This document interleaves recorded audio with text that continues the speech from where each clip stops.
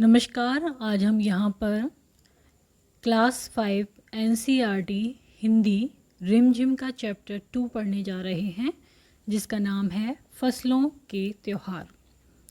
सारा दिन बोरसी के आगे बैठकर हाथ तापते हुए गुजर जाता है। कहाँ तो खिचड़ी के समय धूप में गर्माहट की शुरुआत होनी चाहिए, और यहाँ हम सूरज के इंतज़ार में आस लगाए बैठे हुए हैं। पूरे 10 दिन हो गए सूरज लापता है। आज सुबह तो रजाई से निकलने की हिम्मत नहीं हो रही थी। बाहर देखने से तो समय का अंदाज़ा बिल्कुल नहीं हो रहा, लेकिन घर में हो रही चहल पहल अब पता चल रही है। रह रहकर कानों में कभी चांपा काल के चलने और पानी के गिरने की आवाज़, तो कभी किसी के हाँक लगाने की आवाज़ आ रही थी। जा भाग के देख, केरा के पत्ता आइल की ना आई, आज ई लोग के उठे के नई खे होका, बोल जल्दी तैयार होखस, अब तो उठने में ही भलाई है।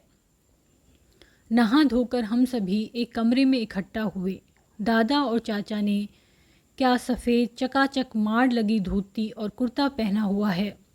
खिचड़ी में ऐसन ठाड़ हम पहले कब्बो न देख, नी सारा देह कनकना देता। पापा ने कहा, शायद आज धोती में उन्हें ठंड कुछ ज़्यादा लग रही है। सामने मचिया पर खादी की सफ़ेद साड़ी पहने हुए दादी बैठी थी। आज दादी ने अपने बाल धोए हैं, झक सफ़ेद सेमल की रुई जैसे हल्के फुल्के बाल। गौर से देखने पर भी एक काला बाल नज़र नहीं आता। बिल्कुल धुली धुली सी लग रही हैं दादी।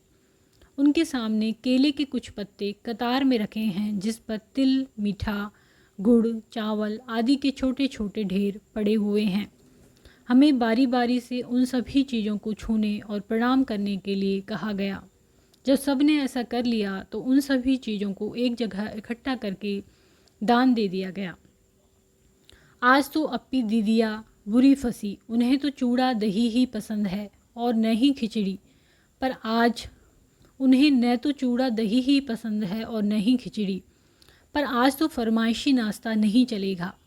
उन्हें दोनों ही चीज़ें खानी पड़ेंगी। आज खिचड़ी जो है। खिचड़ी खाने के बाद सभी ने गया से आए तिल, गुड़ और चीनी के तिलकुट को बड़े चाव से खाया। खाते खाते मैं सोच रही थी कि कितनी अलग है ना यह खिचड़ी जो अभी हम मना रहे हैं। स्कूल में हम जो खिचड़ी मनाते थे उसकी अलग ही मस्ती हुआ करती थी।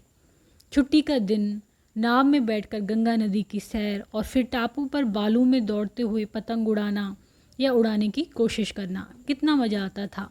इधर हम पतंग उड़ाते थे और वहीं थोड़ी दूर पर गुरुजी, बिमला दिद्दा, आनंद जी, झिलमिट भैया सब मिलकर ईंट से बने चूल्हे पर बड़े बड़े कहाड़ों में खिचड़ी बनाते थे। हम भी बीच बीच में अपनी पतंगों को सुस्ताने का मौका देते हुए मटर और प्याज छीलने बैठ जाते। वैसे खिचड़ी फिर दोबारा खाने की नहीं मिली। वाकई ढंग कैसा भी हो, पर है ये खुशियों का त्यौहार। जनवरी माह के मध्य में भारत के लगभग सभी प्रांतों में फसलों से जुड़ा कोई न कोई त्यौहार मनाया जाता है। कोई फसलों के त्यौहार तैयार हो जाने पर खुशी बांटता है, तो कुछ लोग इस उम्मीद में खुश होते हैं कि अब पाला कम होगा। सूरज की गर्मी बढ़ने से खेतों में खड़ी फसल तेज़ी से बढ़ेगी। सभी प्रांतों और इलाकों का अपना रंग और अपना ढंग नज़र आता है। इस दिन सब लोग अच्छी पैदावार की उम्मीद और फसलों के घर में आने की खुशी का इजहार करते हैं। उत्तर प्रदेश, बिहार, मध्य प्रदेश में मकर संक्रांति या तिल संक्रांति, असम में बिहू, केरल में ओणम, तमिलनाडु में पोंगल, पंजाब में लोहड़ी, झारखंड में सरहुल, गुजरात में पतंग का पर्व सभी खेती और फसलों से जुड़े त्यौहार हैं। इन्हें जनवरी से मध्य अप्रैल तक लगभग अप्रैल तक अलग अलग समय मनाया जाता है। झारखंड में सरहुल बड़े जोशो खरोश के साथ मनाया जाता है। 4 दिनों तक इसका जश्न चलता रहता है। अलग अलग जनजातियाँ इसे अलग अलग समय में मनाती हैं। संथाल लोग फरवरी मार्च में, तो ओराम लोग इसे मार्च अप्रैल में मनाते हैं। आदिवासी आमतौर पर प्रकृति की पूजा करते हैं। सरहुल के दिन विशेष रूप से साल के पेड़ की पूजा की जाती है। यही समय है जब साल के पेड़ों में फूल आने लगते हैं और मौसम बहुत ही खुशनुमा हो जाता है। स्त्री पुरुष दोनों ही ढोल मंजीरे लेकर रात भर नाचते गाते हैं। चारों ओर फैली हुई छोटी छोटी घाटियाँ, लंबे लंबे साल के वृक्षों का जंगल, वहीं आसपास बसे छोटे छोटे गांव, लिपे पुते करीने से बुहारे और सजाए गए अपने घरों के सामने लोग एक पंक्ति में कमर में बाहें डालकर नृत्य करते हैं।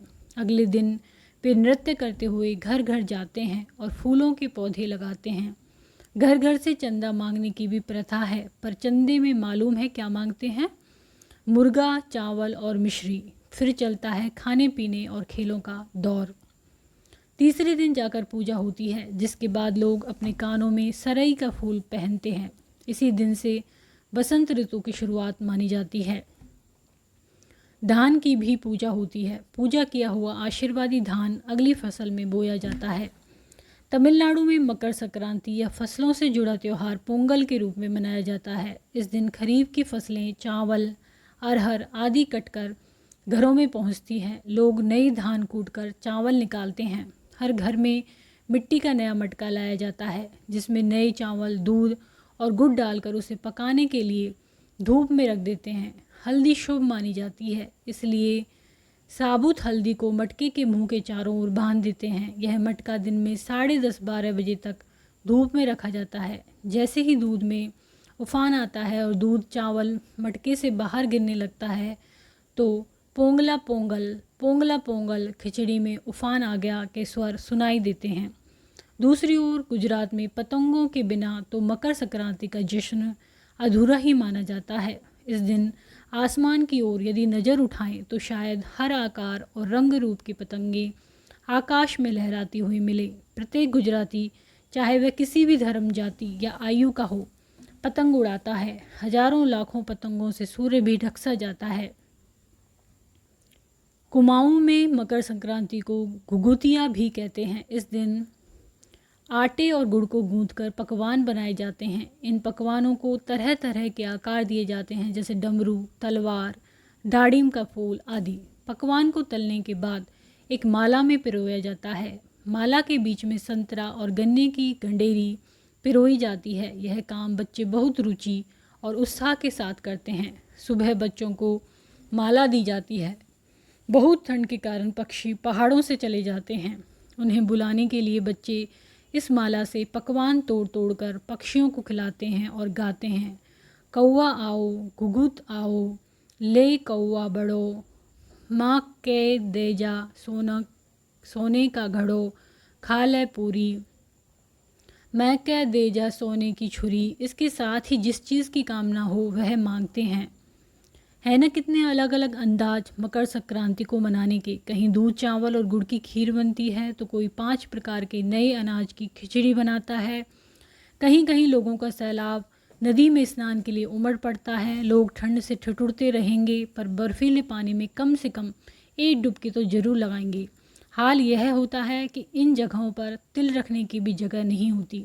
तिल से याद आया, मकर संक्रांति के दिन पानी में तिल डालकर स्नान करना, तिल दान करना, आग में तिल डालना, तिल के पकवान बनाना विशेष महत्व रखता है।